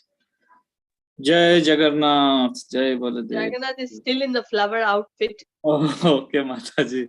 Thanks. Uh-huh. So tomorrow he will waking them up. Abhishek and then change. But we request all the devotees, as Prabhu today gave a nice session, how important, for us to take advantage of this wonderful literature for us and for the generations to come, for the future children, the future leaders, for them. This is so important that we develop the culture of, gifting them on their important days, and also help in this distribution in various ways. So many devotees are there in the community. They probably may not know about this book. So it's so important for us to, take this wonderful message, reach out to them. And coming Saturday is the Bhadra Purnima. So before that, every single day is auspicious. Tomorrow, day after, all auspicious days are coming. So please encourage. Just 5 more days. The countdown has started. Let's all gear up. If every one of us do, because each circle 20 sets, which is quite possible. If we divide that into 4-5 groups, if each Bhakti Vriksha groups, then it becomes 4 for each group, which is quite easy. So unless everyone comes together, I think it is difficult. But if everyone come together, it's quite possible and easy to do. So let's all come together and take this wonderful opportunity to distribute Srimad Bhagavatam sets and make this Bhadra Purnima a very wonderful offering for Srila Prabhupada. So that's all I would request everyone. Thank you. Anything else, Vivek Prabhu, Ashish Prabhu? Yeah, just regarding the Rath Yatra, as we mentioned earlier, so now we have only 1 weekend remaining for Rath Yatra. So all the final preparations, team creation and everything now should be too much time sensitive, time intensive, because we don't have much time to delay the things. Whatever action pending, there are more than 35 different departments in Rath Yatra. So for namesake, they are 35, but internally we are working as a team. But to distribute the role and responsibility, we have created it. So I would request all the volunteers, all the in charges, whoever part of any of this group, please understand your role and responsibility and help us in this mega festival. Then only it can be successful. Yesterday, we saw everyone how much planned it was in the London Rath Yatra. So we should be also prepared with all our volunteers in each and every department. So even a single department cannot be ignored. Everyone has equal importance. So please help here. If you are a volunteer, please liaise with your leaders in charge and see what you can do, what is your time of coming, what you will be helping out. And similarly, if you are in charge, try to ensure you have enough volunteer in your department and you understand what is expected that day from you during the Rath Yatra throughout the day. So services are from 6 a.m. till 8 p.m. starting from tent setup till tent clearance. So We have a lot of services. Just reach out to your dham leader, service leader, or festival leader and ask for where you can help, best help. So please help here. So that is the only request from my side and entire festival and service team. Hare Krishna. Thank you, Vivek Prabhu, for this message. Yes, we have a very short time left, and we had such a blissful Rath Yatra yesterday. And we thank Prabhu for today's session, and he brought us this point also, how important, it is again and again this point to be emphasized. And for us to remember is that it is not just we doing it, it is we getting everyone to do it. There are so many devotees in each Gita Gyan, each Bhakti Vriksha, each kids group, each outreach programs. Every one of us, let them get the mercy of Lord Jagannath. Let them do at least one small little seva. Yesterday, when I went to a Rath Yatra, one family came and they were asking, is there any chance for us to be part of the London Rath Yatra, in East London Rath Yatra? Devotees are eager. Are we reaching out? That is a question we need to ask for ourselves. So if we really are feeling that we want to help in Srila Prabhupada's movement, he will be very pleased. Jagannath will be very pleased, not to see the same faces, but to see the new faces. That is what will make the Lord very happy. That is what will make the Acharyas happy. So let us all, if at all we have not done the part, what we have to do in the London Rath Yatra, I'm talking about in terms of bringing and connecting the new people, then we have this another opportunity for this year. That is our East London Rath Yatra. Let's put a list of all the contacts whom we know, friends, family, colleagues. Let's call every one of them and then see if they can be part of any seva, or at least they are able to visit. Either two, either they get engaged in a service, or they are able to come and take darshan of Lord Jagannath, pull the chariot, and as Prabhu said, help them to be part of this wonderful festival. So please, we request this again and again. This is what will make Krishna happy, everyone happy. In fact, we will feel so enlivened when we actually bring someone and connect to them, connect to the Lord. So please focus on that part, and we thank all the organizing teams. And anything else to connect, you have all the team leads, so talk to them and then see where the seva opportunities are there, and we can connect them. So yeah. And for Bhadra Purnima, please don't forget the last day is 10th, that is Saturday. We need to beforehand know the books so that accordingly we can get it and do it. Or if it is state sponsorship, please let Ashish Prabhu know and the circle coordinators know. Yeah. So yeah, I think we will end here. Shri Jagannath Baldev Subhadra Maharani Sudarshan Chakra ki jai, Shashi Gaurnitai ki jai, Pancha Tattva ki jai, Srila Prabhupada ki jai, Nitai Gaur Premanande Hari Hari Bol, Bhadra Purnima ki jai, Rath Yatra Maha Mahotsav ki jai, Gaur Premanande Hari Hari Bol.